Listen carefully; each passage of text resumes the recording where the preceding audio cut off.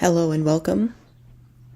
This video is part of a series I'm doing on my channel related to a multi-day 4th of July vendor event that I just did a few weeks ago.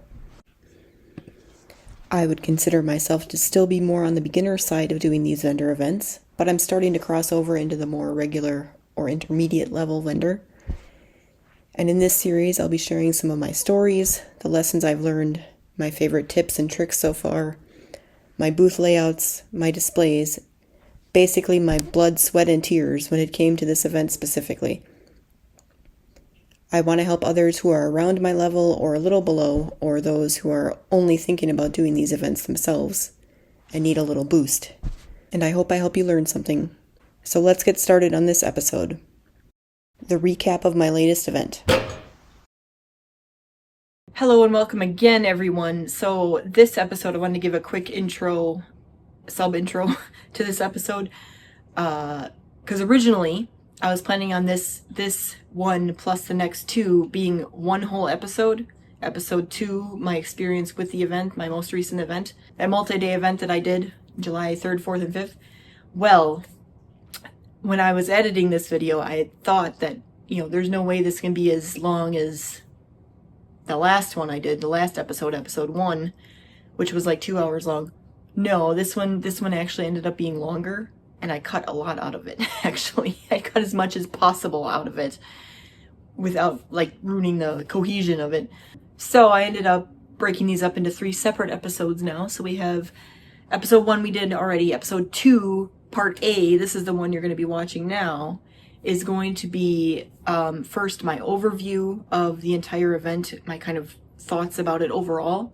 And then after that, I'm doing the lead up to the event, basically when I the application process and stuff like that I got in the beginning, all the kind of information I got in the beginning and how it changed or whatever. I'm going to talk about that at the end of the video. And then after that I have 2 more episodes. So the next one is from about 2 weeks out until the event, not quite actually, because I didn't actually film a whole lot and I wanted to film more, but probably a good thing I didn't, because then I would have more episodes. But I started filming kind of 2 weeks out, trying to do kind of a vlog leading up to it. And I didn't really, like I said, I did a few days and I didn't really finish. So about 2 weeks out and then about 1 week out, I did some filming. And that's what's going to be that episode, the next one that's going to come out, part B. Then part C is going to be actually at the event. And I did some vlogs during the event as well that I go over and I add more to. So that will be part C, and that's coming out 2 weeks from now. Depending on when you're watching this, it might be out already, and it'll be linked in the description and everything, along with all the other videos in my series here. Then, just to recap after that as well, I'm doing an ArtVend video, my vending machine. That's going to be the next episode 3 that comes out. Then episode 4 is going to be about my tent layout and the options I had and trying different things. And I'm also going to talk about what I ended up doing and what I thought worked and didn't work and what I might change for the future. And then I'll talk about other options that might work for other people that, might not work for me, but might work for other people, basically. And then the episode 5 is going to be about the products that I ended up having at this festival and how I displayed them, the kind of options I have and what I use. And I'm going to talk about, what I might do in the future to change things and what you can do with other things again that maybe I don't sell, but other people sell, and I've seen different things that you can do, so I want to kind of talk about that in that video as well. And then my episode 6, the final one I was going to do, is kind of a general overview, tips about everything, and even that mindset stuff and stuff like that I want to talk about, just overall doing vendor events. So that is the lineup for the rest of the time. I think that's how it's going to go now, but we'll see. Also, one more thing, I was also planning on, because I'm doing more events the rest of this year, I'm planning on filming a little bit with each of those events. Hopefully not too much, because otherwise it's going to be 10 episodes again. But I want to do kind of a revisit of this at the beginning of next year sometime, probably January, maybe February next year, about the events that I did the rest of this year, because I have a bunch of them coming up now after this. So kind of what I've learned since then and more tips that I have or whatever, kind of recap of all the events that I did. But anyway, let's get to this episode 2, part A. All right, hello and welcome. So this is episode 2. I want to go over a recap of how the event went. So first I'm going to do kind of an overview, like things that I kind of remember generally, and then we're going to go through, I actually have some footage before the event that I kind of did a vlog-ish kind of thing, and then I have some footage during the event that I took, but there's other things to add on top of it, so I'm going to kind of interject in sometimes when we do that. But first, again, I'm going to do the kind of general overview of the event, how it went. So if you don't know what I'm talking about, because this is kind of a series, I did a multi-day event for July 4th. It was actually July 3rd, 4th, and 5th, Thursday, Friday, Saturday. And I was there, well, it kind of changed over time, but I was expected to be there at the time of the event. I was expected to be there 3 p.m. to 11 p.m. the first day, 2 p.m. to 11 p.m. the second day, and then 12 p.m. to 11 p.m. the third day. Now, I was given different information in the beginning where it was going to be a little bit less. Like, I think it went to 10:30 instead of 11 every day. I think that's what it was. And I had like that, because that's the information I was given. I had it, like, I made like a little graphic to kind of put on my social media, and the times were all wrong, but whatever. But anyway, so it changed, a lot of things changed actually from what the information I was originally given, and I'm going to talk about that. But the schedule changed to be, you're supposed to be here the whole time the grounds are open. Every day I ended up leaving early. The last day it was like mandated because there was possibly a storm coming in. It ended up not being that bad. But anyway, so the third day we were supposed to leave by 8. And we actually left by like 7:30. I'd have to look at the times. I'm going to get to that when I get to like the actual event and how it went. I'm going to have everything laid out. But so I ended up not being there as long as originally like it was said. By the way, I live on a golf course. That's why there's golf carts going by. Maybe we'll see something funny in the background. I ended up not staying as late, so it wasn't like, originally it was going to be kind of long hours. Not that I'm not used to that. I mean, not anymore, I'm not used to it. But, back in the day, I used to do a lot of long hours at my other jobs that I had. But ended up not being as long. And I'll talk about that when we get to, like, the daily stuff. It was my first time doing a multi-day event. And, like, I was kind of worried about, like, packing up at night, what I had to do. Like, how secure is it? Overall, this area is better, like crime-wise. There is stuff that happens, but it's not as threatening here. I live in a suburb, but like I said, it still happens here. So I was kind of like, well, what should I do? Ended up being fine. What I ended up doing, I obviously took the money and everything, like, super important with me, and then the products I had left over I kept in totes. In fact, I have, hold on, let me show you. Here's an example of the totes I had. I had 3 of these. There's still stuff in here. But I was able to put them under the table, like under the tablecloth, the big table that I had this one, this table. And I had, I had a blue tablecloth and all this crap. And I put the totes underneath, and they're watertight. I'll get to the weather in a minute. But they're watertight, so everything was like saved from the rain, possible rain and stuff. And they were protected under the table and under the tablecloth, so they were fine. I wish I would have got footage of like opening up the next day or closing down. Like, I didn't get any footage of any of that. I don't know why. I should have, but I'll kind of explain what happened. But anyway, and then I had a technically, I don't think it was technically like a side wall. I think it was made for like a screen tent. So my original canopy, if you watch the first episode, that this screen tent thing was made for, got broken. So I had to end up buying a new canopy. And at first I wasn't even sure I needed a canopy for this event, because they told me it was part of a tent, like a craft market tent. And then it turned into, no, you have to bring your own tent. So that's a whole other thing. But I bought one, and it worked, but it doesn't fit exactly right. And so it's actually like it surrounds the whole thing. Like, it's all connected. Like, it's not like each wall you put up. Like, it's the whole thing. Like, it was all together. But then the front had like a zipper on it, and during the day when it was open, we rolled up the sides on that front and then just secured it to the pole. And then at night, we closed it up and zipped it up, and that was fine. I mean, I could have, if I really wanted to, I could have put a lock on it or something. Not like that's really gonna, like, if someone's gonna come in there, they're just gonna go, right? So, nothing was stolen. I mean, not that I know of, and it didn't look like it was tampered with or anything. So I don't think anything was stolen overnight, both nights that I was there. So that was fine. Everything turned out fine there. And actually, originally, I was going to bring my vending machine back with me every day. And we put that under the 4-foot table. And, that was fine. So, like, no one... Well, the thing is, too, like, if someone's going to steal the machine, they don't have the keys. They don't have the tokens for it. Like, they can't really, I took all that back with me. So, they can't, but, it's worth a lot of money. So I was kind of worried about, like, someone going to take it, but no one did. But even if someone was in there and, like, look under the tables or whatever, they wouldn't have gotten away with that much. Like, I could always get another vending machine. I just didn't want to, But it was pretty secure as far as, like, theft goes.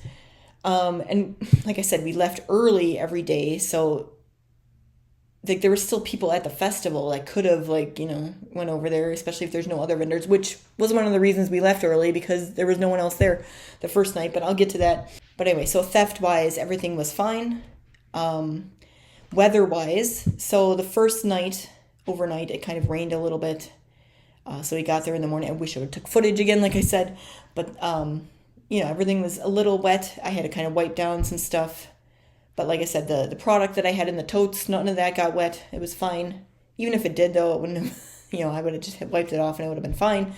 Actually, this thing, hold on. This sign that I made, which I'm going to talk about eventually later in the video, but I made this as, like, a kind of advertisement, like, come in the tent.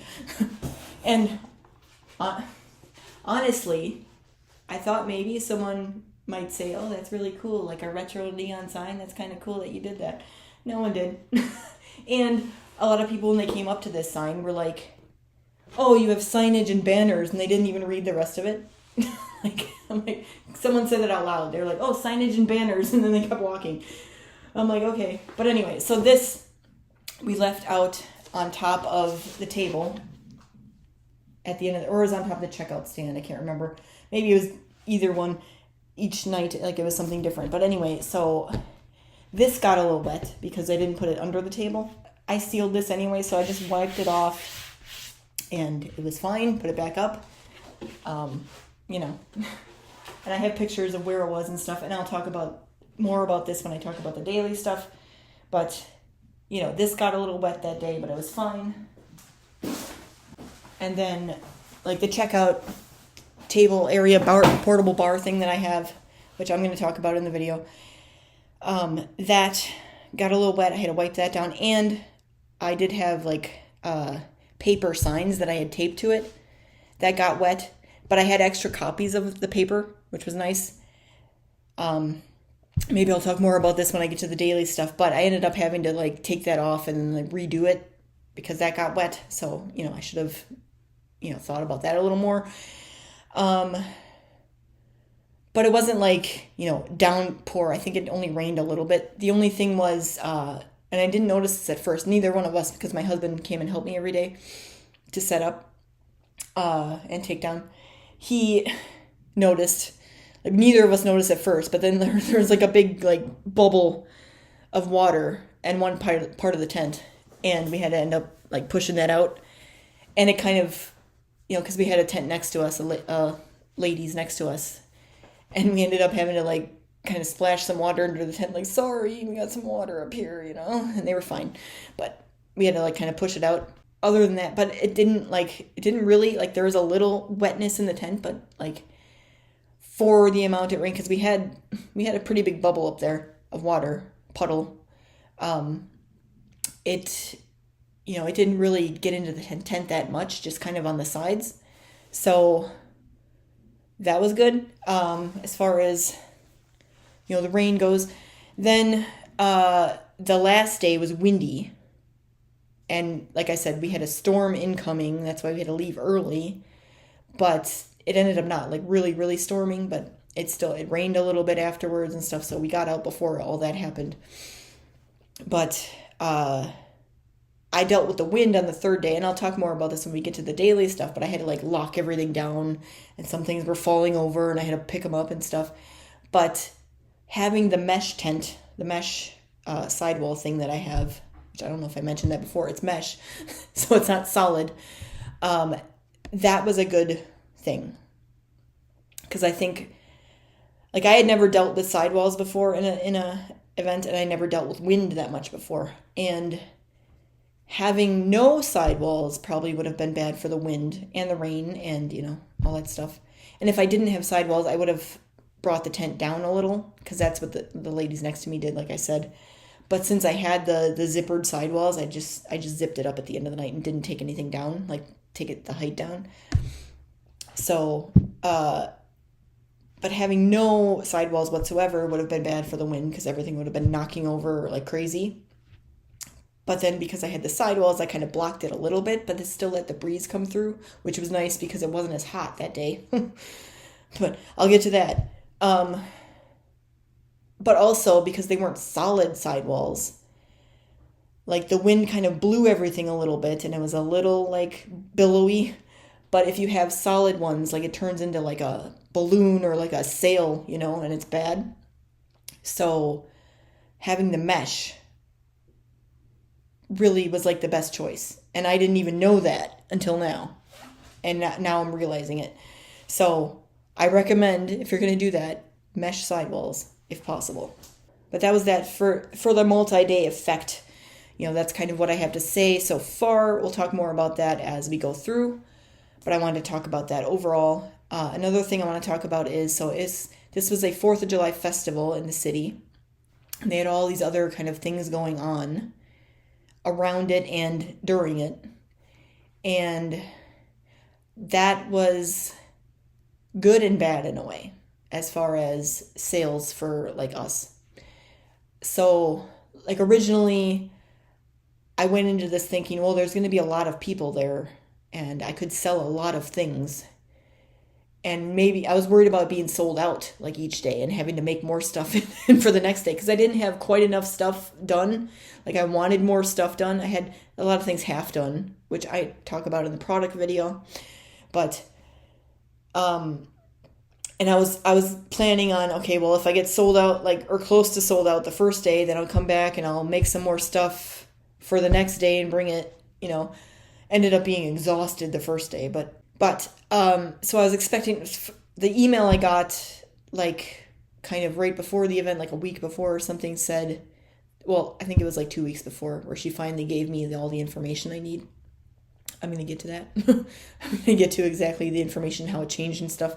So in that email, she put 80,00 people were coming. And I'm like, that's 8,000, right? Not 80,000. Like the comma's in the wrong spot. Because at first I thought 80,000, like it meant to say 80,000. I'm like, that's a lot. We don't even have 80,000 people in this city. Like it's 40,000 is our population or something around there. And I'm like, that can't be right. So I'm like 8,000 maybe. Like the comma was in the wrong spot. So, okay, so they're telling me they expect 8,000 people. And in some respect, when I did, again, I talked about this in the first video, I did another kind of, at the same park, I did the half vendor event that I talked about in the other video, where I did this brews and booze thing. It was at that park, and it was, the same, put on by the same, like the recreation department in the city of New Berlin. And in that email, when I got for that, I can't remember the number, but they were like, we were expecting like thousands of kids. And I'm like, oh my God, I gotta buy a lot of candy. And it wasn't that many people. Like, I don't know where they're getting their numbers from. So I don't know, like, technically what the attendance was for the festival. Like, and some people come multiple days and stuff too. I don't know. I don't know how they measure that or whatever. But they were expecting 8,000. We didn't, in our area, we didn't get 8,000 people. And I'm getting to that too. But like, when they told me, they were like, oh, we're expecting 8, like, and again, I figured it must be 8,000. We're expecting 8,000. I'm like, oh God, I'm not going to have enough stuff, am I? I felt overwhelmed. And then when I got there, I was like, oh, yeah, we don't have that many people. So at least not like in our area, which is part of the problem, but I'll get there. I have something else to say first. So overall, this was a festival, and we were kind of extra as part of the festival. And this is something I noticed I think I have a part of it in my vlog. I talk about this. It was something I noticed while I was there. It's like, yeah, there's people here, but a lot of them aren't coming over to our area at all. And I heard from I didn't hear this directly from like a customer or anything like that, but I heard from other vendors that they were told by other customers or something that like, oh, I didn't even know you guys were over here. Like the area that we were in. Like I didn't even know there was more to the festival. So a lot of people didn't even know we were there, which was part of the problem. Which I guess was the thing I wanted to get to later, but I'll get to more about that in a minute. But my point is here, so this was a big festival. Like people were going there to like hang out, see the bands, drink beer, get food or soda or water or whatever, and spend their money on that kind of stuff. And then like we were all extra to that. Like if they had more money to spend, they could spend it at our stuff, but they weren't there to like patronize our businesses. Like it wasn't a craft market where people go there to buy stuff from craft, or art market or whatever, like a vendor market. They weren't specifically there to buy stuff. So even though we did get traffic, some of it, a lot of people were like, well, I already spent so much money already today. I don't want to buy this too, but like, oh, I like your stuff, so I got that a lot more too, like I said in the first video. But, that was part of the problem too, where we did get some traffic. Like it was kind of steady every day, but most of the people that were there didn't even bother coming by us at all, which I'm getting to that. But the people that did come by, I did get some sales. But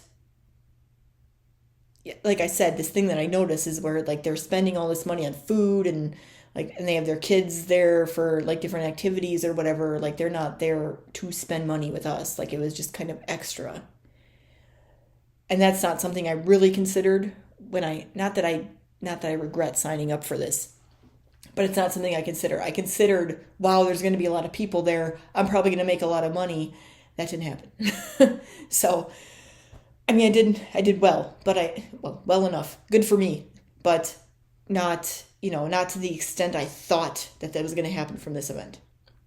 And that's the main reason why, is because people were there for the festival, not for us. Like, this was extra. Then, like, I started talking about, so, yeah, they had us, like, kind of in the back in a way. So they had the east tent and the west tent. And those were both, like, the big tents where there was two different bands playing, like, throughout the day. And, like, they had the beer and everything there, and then people kind of gathered around those tents. And then they had, like, all this extra stuff. Like, they had a north tent that was, like, right across from my booth, actually. And it was like they had the vendors set up like kind of in an L around the north tent. So they had, that tent was used for a few things throughout the festival. And when there was stuff there, that brought more people to us. But those were kind of extra things that like if people realized they were happening, they went over there. But then a lot of people also, and this is, again, people, but it's also on the onus of the people running it to know, well, you can put up all the like social media in the world about it, like, oh, stop by the north tent on this day for, like, they had like, one day they had like a bubble show for kids, and they had a bingo, they had a meet the princesses thing for kids, they had like, the last day they had like this dance party that was like a complete bust, but I'll talk about that when I get to the daily thing. But, that's what they had at that tent. And like I said, when they had stuff there and people knew about it, they did come to that area, and then they were like, oh, there's shops here, But when there wasn't anything going on, the people that like saw us and were curious about it came over, but a lot of people didn't realize like there was like anything there. Like they didn't, because they had like and across from the back of my tent was like where the east tent was, and I heard the music from there, and all you'll hear it in my video too, and like that there were a lot of people gathered there, and you would think that they would see us there too when they're over there and maybe come over, but I think some of them did, but most of them, like, again, I didn't even realize you were here, you know? So my point is they didn't have like any signage whatsoever, like directing people that way. Like they gave people, I don't even know if they gave people a map, but like they gave me a map and they had it on their social media, and they probably had it like posted different places, but I don't know if people actually like got a map. So they would say, oh, there's a small business market over here, I should come over here. But even if you give people the map, they're not gonna look at it. Some people will, but you know. But they needed really what they needed was like a sign, which I could help with, you know. I was gonna like suggest it, you know, but I haven't been asked for feedback. There's like a general feedback form that they're trying to send out to like on social media again to everyone, and I looked at it and I'm like, this is geared more towards people that are at the festival. Like I didn't actually do anything at the festival because I was at my booth the whole time. So I didn't even see like most of it. Like I could see what I could see from my booth, but I wasn't out there. And they were like asking all these questions like, was there enough food available? And I'm like, I don't know, I wasn't out there, so I don't have any feedback on that. But like, do you want to ask the vendors like feedback? Because I got some. And I might like send an email or because I am considering doing this again next year if they invite us. But I might say then like, hey, do you think maybe you could do a sign that like directs people to us, because no one knew we were back there. And by the way, I make signs. I could make one for you, you know, and we could maybe work out a deal. Like you could waive my fee or whatever, and I could make the sign for you. You know, I'd love to help out with that. But like I'm saying, like they need something like with a big arrow, like, hey, there's more festival this way, come check it out, you know, because they didn't have anything like that. And then the other thing too, so there was kind of nearby us, there was an activity tent also that had different things going on. Like I know they had like a balloon animal person there, and I think a face painting person there, and then they had like one day they had a pie contest that they have every year. I've never actually been to this festival. It's the first time I went. But they had they do this pie judging contest every year. So they had that there. So people knew about that again. And they also had like this mini golf thing, which I think was new this year. Like a portable kind of mini golf thing that people could do. And there were people doing that. And they could maybe see us from that too. But like a lot of that stuff that was back there in general, people didn't even know about. Because again, there was no signage like, hey, there's more stuff over here. Because again, like you can put all the posts you want on social media. Trust me, I know. You can put all the posts you want on social media about like, hey, go to this tent on this day. And this is what's happening today. You know, most people don't see it. And even if they do, they don't take the agency to be like, oh, I want to do that when I go today. I'm going to remember that. You know, they're just kind of there. And you have to kind of like, hey, there's stuff going on. And they did have like announcements throughout, like with a PA system, like, hey, at 10 o'clock, whatever's starting at the north tent, you should go over there. Like ask if you don't know how to get there, ask someone, you know, like, but, you know, you kind of still need like visual stuff while you're there, which again, I'm a signage person. I love making signs. I could make an eye-catching sign that could maybe direct some more people that way if you're, you know, if you want my help, you know. But that's something that they really should have improved on.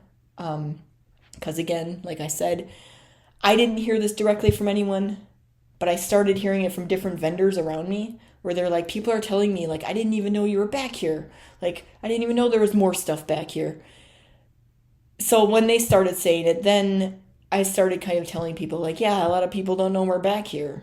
Like, you should tell your friends, you know? Because, you know, we didn't get much traffic. So we got some. It wasn't completely dead. But I think it could have been better of those 8,000 people. Again, I think it's supposed to be 8,000 that were there, supposedly, or that they were expecting. And we had relatively good weather. I mean, it was hot, but, you know, it wasn't like raining the whole time or anything. So there was, you know, a good chunk of people there, like every day. But most of them didn't come to our stuff, even to look at it. Like I said, I know, you know, it's extra and you already spend a lot of money at the festival and stuff like that. But like just to get our eyes on something, just to, like I said, I made this sign and I had my little flyers, which I'm going to talk about, to give to people to, again, someday, if you want to work with me on something or if you want to follow me and see where I am next, like I am from New Berlin, it says that on the sign. You know, I'm a resident of New Berlin. I live nearby. Like I can do stuff for you, you know? If you just look at, like, you know, just keep me in mind. But that's a whole other thing, like I said, where people, like, I didn't realize how many people were like this, where you just, like, act in the moment. Like, oh, impulse, I'll do this today. Like, you don't have any planning whatsoever. Drives me crazy. But anyway, so overall, with all that, I do feel like this was more successful than my other events in many ways. If, again, I think I said this in another video, I think the one before this, the summary, but like if you take into account the amount of hours I spent prepping plus the amount of hours I was there, even though I wasn't there the whole time, you know, if you factor that in with the amount of money I made, not really worth it. But it was overall, over the 3 days, I did make more money than I did at any my other successful event where I made, it was actually 26, I think I said 24 in another video. It's $26 I made at that event in last September. I ended up making 46 at this festival. And I the other thing too, I did sell a few more bigger things, which I've never done before, which is another measure of success for me. Whereas people usually bought like a little thing. But part of my problem too is I didn't have enough little things ready for people to sell. Like I wanted to do magnets and those weren't done. And I tried to bring them with me. I'm going to talk about this in the daily stuff to like finish. And it was too hot to do anything. I could not push I did end up making one small sign while I was there. But that ended up not selling anyway. But I was trying to push myself to like, because I brought stuff with me to make magnets. I already had the magnet backing on it and everything. I just needed to paint the front of it. And I couldn't do it. It was too hot. Like I was just sitting there miserable. But we'll get to that. But that was part of my problem, is where I had the small signs that were like, they were $3 each, or you could buy 2 for $5. And they're two-sided, which that's something I've talked about too. And I sold a few of those because they were small. And okay, I can spend $5 at your booth, even though I spent all this other money, you know. And I had more like larger stuff that was more expensive, where, again, I sold 2 door hangers, the smaller ones that were $15 each. So that was cool. But I didn't have enough small stuff available, which is part of my problem. That's another improvement I have to do for the next event. And I think I would have sold more if I had more small stuff, you know. But that's a thing. And I was trying to get the magnets out, but I was like, oh God, it's too hot. I can't. I tried. And then when I was home, I was like, maybe I'll make them. And then like, I was so exhausted. So I didn't have much time anyway. But that was that. So, but overall, I consider it to be successful. Like I said, I made more money than I ever have. And then the fee was less. I didn't quite make back my fee because I had to make 50. I made 46. But, you know, I got to the, like, it motivated me, which was like the best thing. It motivated me to finally like kick me back into gear and get me doing this again. And I was able to get more events. So I have one upcoming now, a little over a month. So I'm going to be starting on that. I've been kind of resting. I'm going to be starting on getting more inventory available, which is another a point I have. So now that I have a bunch of stuff done that didn't sell, some of it's sold, but now that I have a bunch of stuff done that didn't sell, I have like a sizable inventory to build on now for the next event. So I have stuff ready. Now I'm going to make more things like the magnets and other stuff to have available at my next event. So now I can build upon it. And I have to the point where I have enough to fill a 10 by 10 space, like I said. So I have a tent set up now where it's not so like like in my, because I had my tent at the first two events that I did. Again, I talked about this in the other video, the first video. But my first two events, which were also like New Berlin community events, but they were like flea markets and half rummage sale. So that was a whole other thing. But those I had like barely anything at. Now I have enough to fill my entire tent space. So people will be like, oh, you're like a legitimate business. Like I said, you got a lot of stuff. Let me see what you got here. Whereas before it was like, what are you selling here? Like, you got a few little things out here, okay?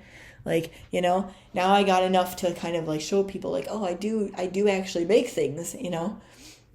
So that, again, I got kicked into gear to make that. I just didn't get enough done for this event, but now I got a solid foundation for the next couple events to make more stuff, you know? So that's good.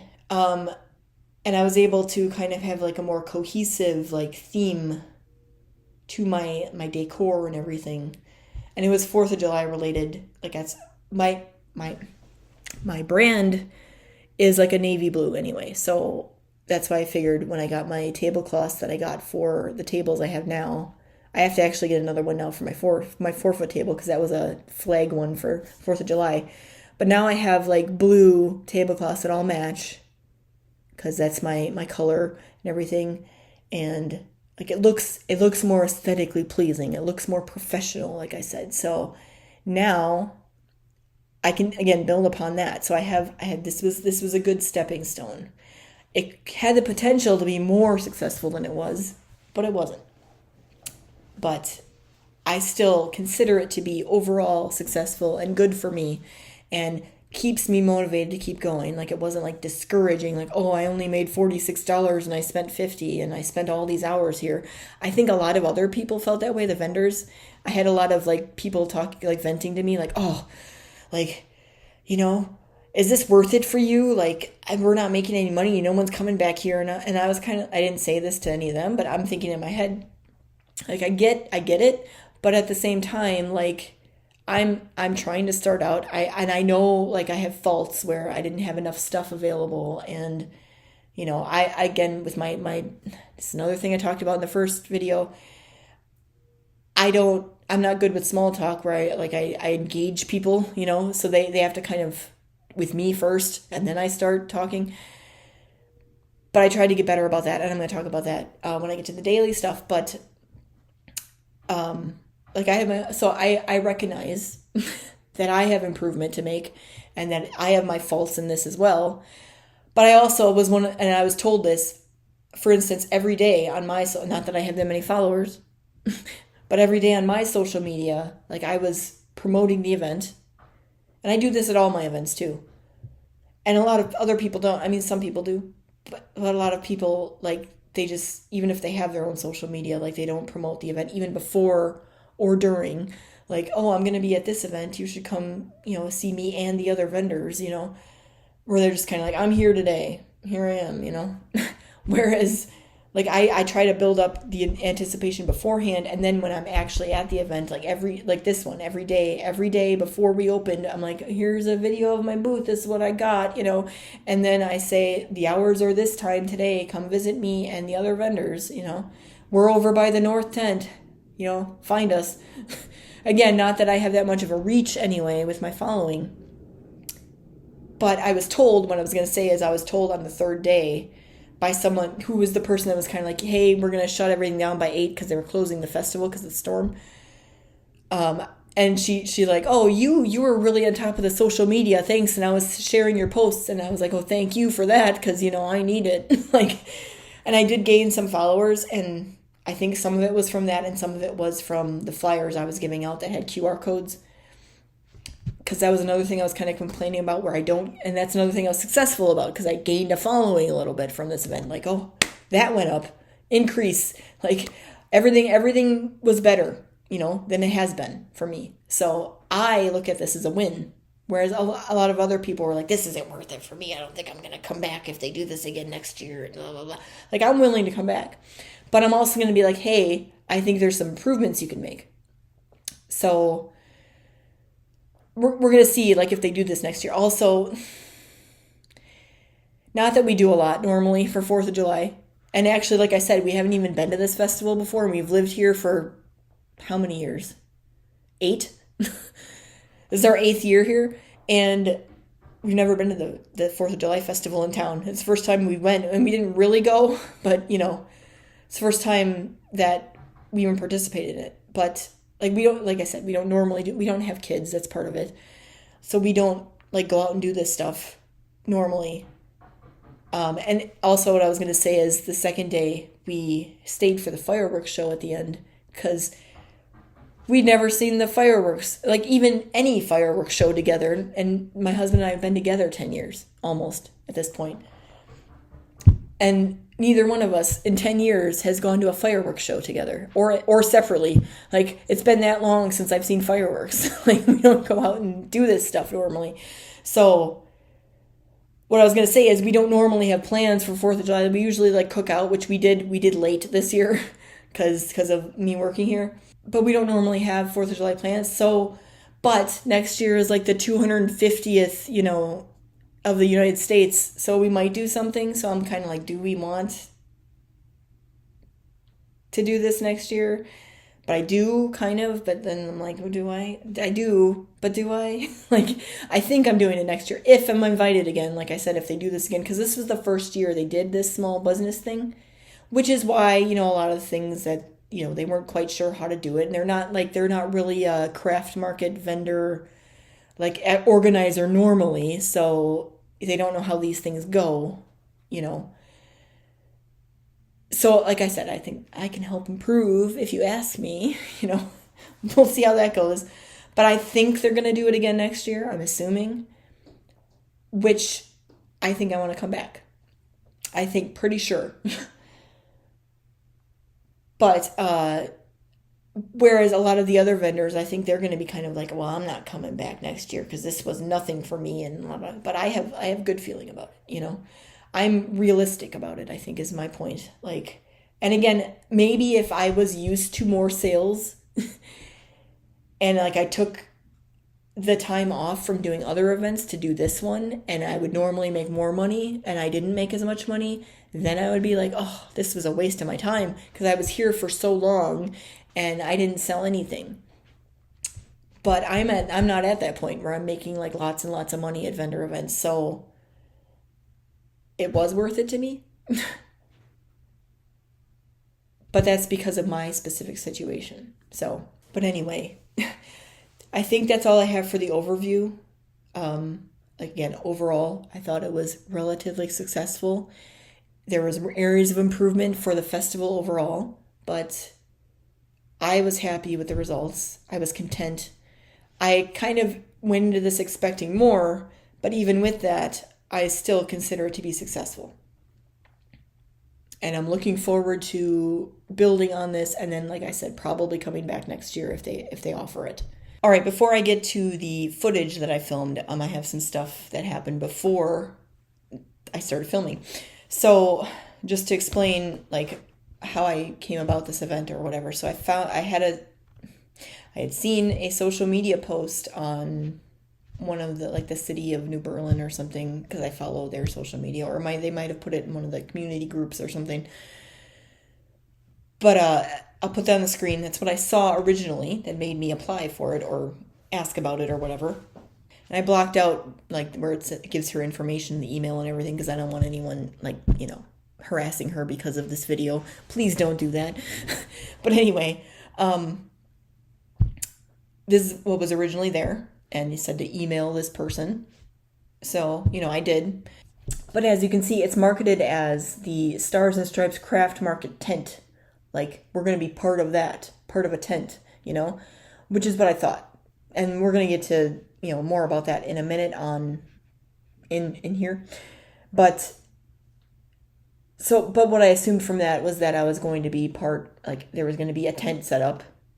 And then we were, whoever was with me, the vendors, were going to be set up in that tent. And then we would have a space in the tent. That's what it sounds like, right, from this. But anyway, so the City of New Berlin is accepting applications for vendors for our Stars and Stripes Craft Market tent for July 3rd, 4th, and 5th. We are looking for small business vendors with cash and carry saleable items. If interested, please email blank. So that's the post that I saw and I emailed.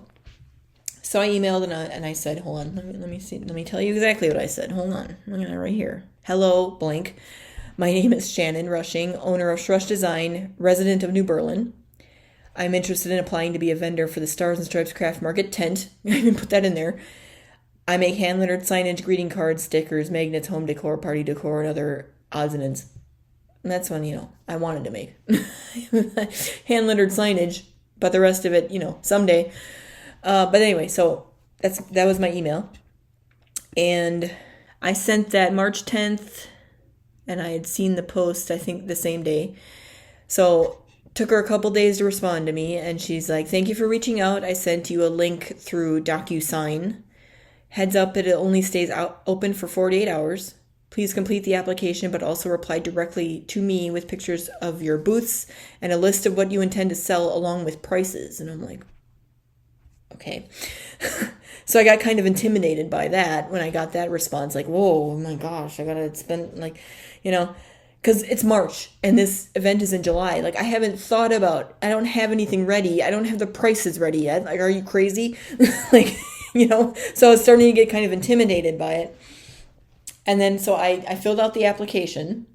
That was a separate email. Filled out the application and I got information with that, which I'm going to go over. That was different from what ended up being the thing. But anyway, so I filled that out. But then also, I was kind of like, oh God, so I have to spend like a few days. Because it said in the other email, it said by the 26th, because I'm going to present this at a meeting that I have with the city commission or the 4th of July commission. And then we'll decide on whether we want your business here or not. I'm like, oh my gosh, like this is worse than like a juried show. Like you're going to the city and you're going to vote on it and stuff. Like, oh my gosh. So I was getting kind of like, oh God, I have to because I don't have anything. Like I have to make a few examples of things that I could have and then I'll give okay, this is what I plan on pricing it at, but I don't know yet because I haven't figured that out yet. Can you calm down? Like it's March. This is in July. So then I was going to do that. Then I got sick. I didn't test, but I think I had COVID or whatever is COVID now. Because I got I was tired, really tired. And I had a high fever. And this hasn't happened to me in years. And actually, I had never had COVID the whole time that was going around. At least not that I know of again. And I think that's what it was, because it seems like that's what it was. But I was knocked out for a week. I haven't been that sick in a long time. And so I had no energy to do anything. So then this all happened. So I'm like, okay, I missed out on that. Maybe next year if they do it again, I'll try again. So then in April, I got an email and she's like, hey, we voted to have you. And I'm like, okay, you must not have had that many people sign up or something, because I thought I missed out on it, because I didn't do everything that was expected of me. I got the application in, but that was it. Plus, I had to pay a fee, which I didn't do yet, because you had either send a check, which I don't have checks anymore, honestly. I used to have checks with a different account I had, and then I got a new account, and then I didn't bother getting checks for that account because I don't use them anymore. So I'm I don't have a check anymore. So I'd have to pay cash. So then I'd have to go into City Hall to do that, because they don't have a way to pay with credit card or something or any other way. So I had to do cash. So I didn't do that. That was part of it. Then I didn't send pictures and prices and stuff. So I wasn't expecting to get approved for this. And I did. So I'm oh, well, that's good news. But then, so I got the email on April 2nd. And it took me until the 15th to respond. I was really bad. So, all right, what she said was, use this link to complete the required, because another thing I had to do was apply for a direct seller's license for the duration of the festival. And I didn't do that. So I had to do that. Then I had to pay the fee, she said. And then she said they waived the certificate of insurance that I normally would have had, but that's fine. I mean, I normally get insurance for events, when I have them. And I was planning on doing that, but they waived it. So I'm well, I don't need it. So fine, whatever. And then she still said, please send me a list of your offerings. She didn't send pictures. She send me a list. and then I will, post it on our social media, which they never did, honestly. They ended up having I'll put it up. They ended up having a post very close to the event where it says, visit our small business market. And then they had the list of the people that were going to be there and then like a small list of what they offered. Like they didn't have pictures. I didn't send any anyway. I think I did actually eventually send some pictures, but they just had like, and mine said Strush Design Art and Signage. I think that's what I put on my form or whatever. So, because I ended up saying more in response, like, this is what I have, blah, blah, blah, blah. And they only put art and signage on there. I'm like, all right, whatever. I mean, that's technically what I had in the end anyway. But, like, why is this thing like, you got to send me a list, and they end up not using it? But, so I think when I got this email, I was intimidated again, where I'm like, I have to come up with like all this stuff again. So that's part of the reason why I didn't respond right away. But also I was like, I had other things going on and I was busy and I kept forgetting. And I'm like, all right, I got to do this and see if it was because I thought I missed my opportunity again. So I sent an email and I was like, sorry for the delayed response, blah, blah, blah.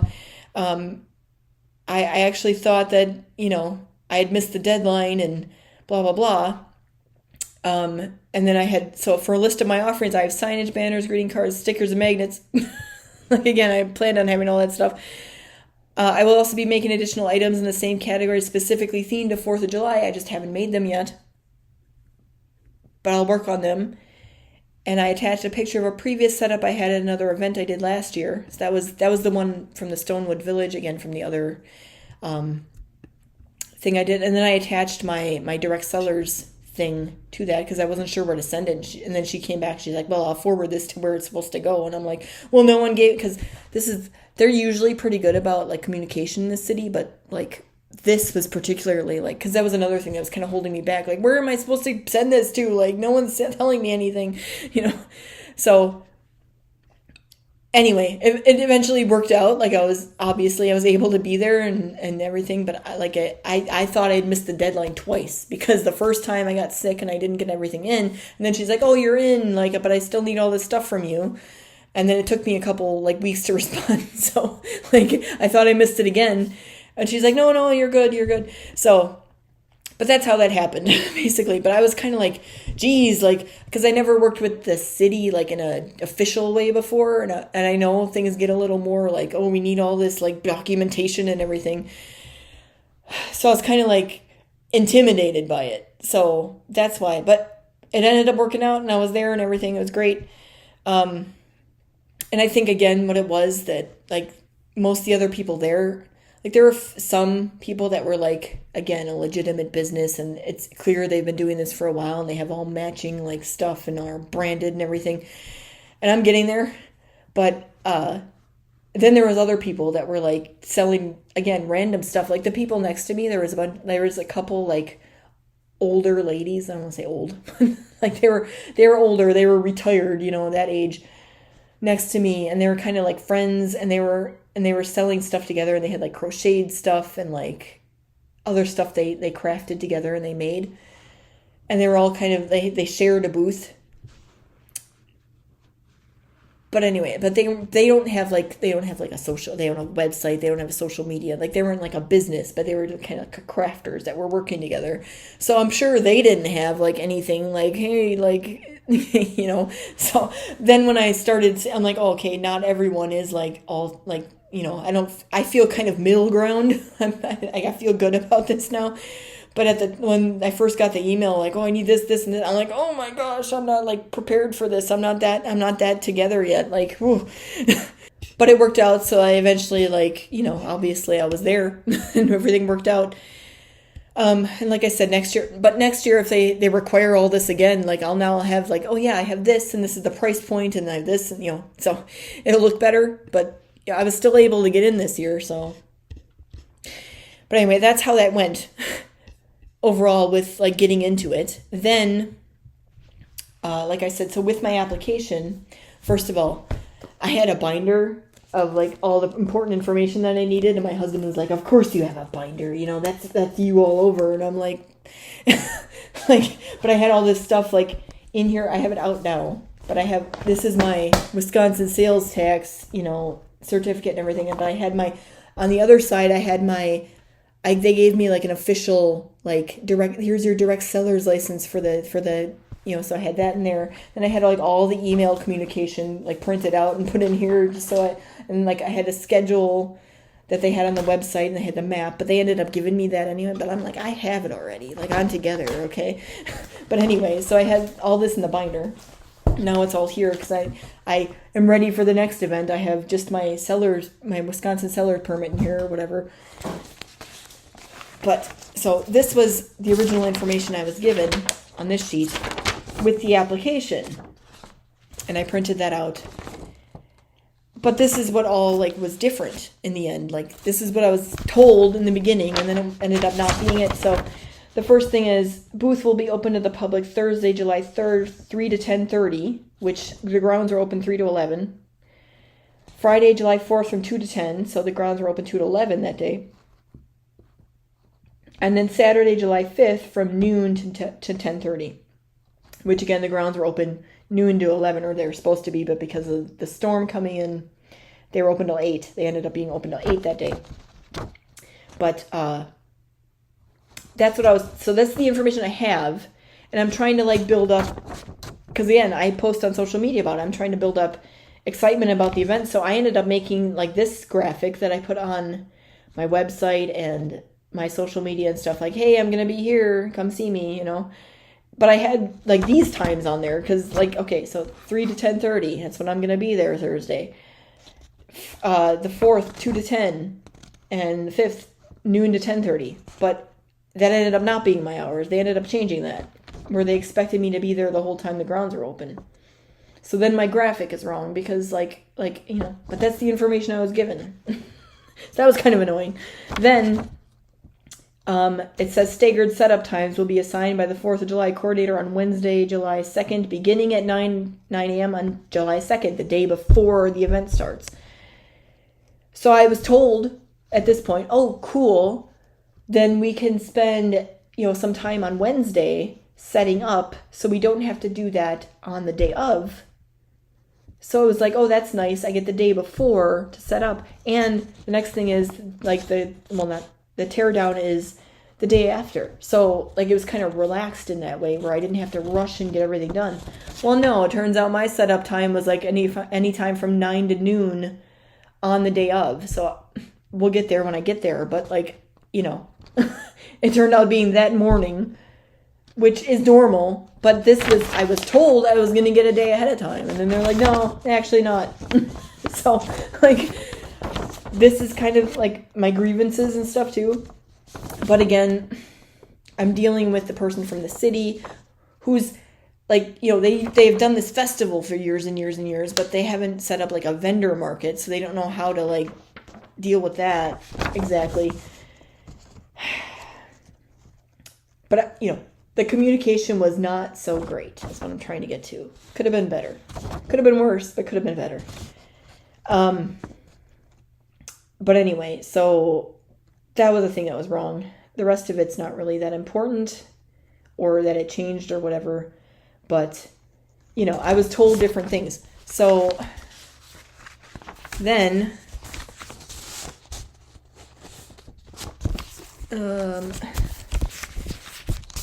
anyway, so after I was accepted, then I started filming videos, and we're going to get to those pretty soon. But what I want to say is, and I think I mentioned this in the videos, there was a point where I was getting mixed messages about, like, are we under a tent, or do I have to bring a tent? Like, what is it? You didn't tell me that, or I'm not clear about it. So I sent an email. When did I send that? Let me see. So June 9th, I sent, hey, I have a few questions. Where is it? Hold on, let me get to it. Hi, blank. I have a few questions about the Stars and Stripes craft market on the 4th of July, at the 4th of July event. First thing is this under a bigger tent, which means I don't have to bring my own tent? Is that correct? Or I said this is under a bigger tent. Because, again, that's the information I was given. And then also, how much space do I have? If this is under a tent, how much space do I have to display my items? I'm trying to like figure out how I want to display everything. I looked through the information I have, and I didn't quite see the answer there. So she ended up not responding to me directly. I sent this on June 9th. Then on June 12th, she finally sent out a thing to like everyone that answered my questions. But, you know, it was obvious she sent this to everyone, the same thing, but like different because we all had different information in it. Because, you know, she told me my space number or letter, space J was my letter. And like when setup was, which was 9 and noon on Thursday, I'm like, oh, I thought I could set up on Wednesday. Now you're saying Thursday, you know, like, okay. But again, it took her 3 days to get back to me about this. Like, and again, I think, you know, originally she was going to send it then, and I sent mine a little early or whatever, because I was, like, you'll see in the video when I was talking, like, okay, I don't know this, but I'm going to give them a little more time to, like, you know, try to send me information. If they don't, I'll send them an email. So then I did. But then it took, like, days for them to respond to me. And I'm like, oh, God, okay. So anyway, I eventually found out, no, you have to bring your own tent. Like, this isn't under a tent, even though they said craft market tent. So I'm like, all right, fine. So then I have to buy a tent. Because, again, mine got broken. I didn't buy one yet. So I did, though. I bought one now. But it just, my point is, like, things changed. Like, you know, and it was unclear. So that was a little, like, iffy. But not enough to make me not come back. Because overall, I thought it was good. But anyway, so that was that. But the information she gave in this email was finally like, okay, this is good. Because she's like, because we had construction going on one of the major roads that kind of leads there. Like it's an option to get there if you want to take that road, and there's construction. Like, hey, you might not want to use that because it's going to be busy that day, you know. Which I already knew, but I thought it was good for them to say that. Like, that's proactive. I like that. And that's how they normally are in this city. They're usually good about that stuff, where they get information out. If you're paying attention, I do. A lot of other people don't, but, you know, but I appreciate that. So this is back to what I'm used to and expecting from this city. Like, they are very thorough and, you know, proactive in, like, the information they give out. But it was just kind of leading up to this didn't really turn into that. But anyway, all kinds of information about what I need to do the day of, like for setup or whatever. But it was very thorough, and I appreciated that. So anyway, then I find that, but that's the last communication I got before the event. That was June 12th. So I printed that all out. I had that in my binder, and my husband, you know, was making fun of me, like, oh, of course you got a binder. Of course you got a binder, you know? Like, of course you do. Yeah, well, it was helpful, wasn't it? But also on that note, I wasn't as organized as I expected myself to be. But, you know, in fairness, I'm probably more organized than a lot of other people. All right, again, as a reminder, so I have 2 more episodes coming out that are like sub-episodes of this same one that I just did. The next one is going to be about 2 weeks from the event, leading up to the event. And then the next one after that, the third one technically, episode 2, part C, is going to be the actual event. So that's what you have to look forward to in the near future. Thanks for watching.